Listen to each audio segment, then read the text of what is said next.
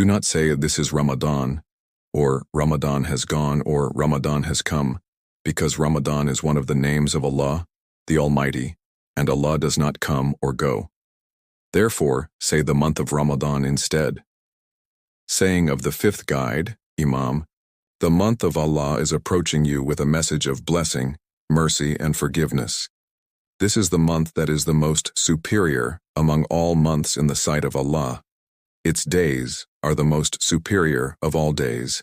Its nights are better than all nights, and its moments are greater than all moments. Saying of Prophet Muhammad, PBUH, when you fast, let your ears, eyes, hair, and even your skin observe the fast, and your fasting day should not be like an ordinary, non-fasting day.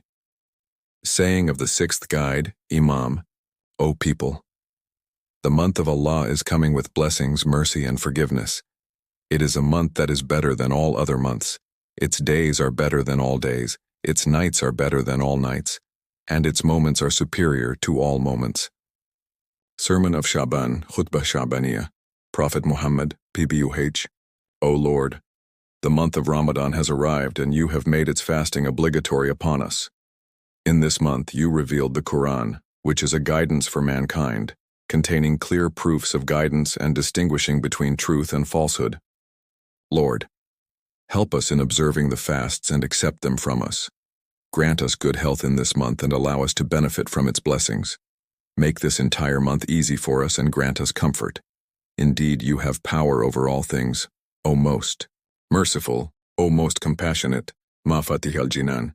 Imam Ali Ayasern said, the sign of faith is that your words do not exceed your actions, and that you fear Allah when speaking about others. Nahjul Balagha, Wisdom, number 458, Part 2. Brief explanation. A true believer's focus is always on Allah.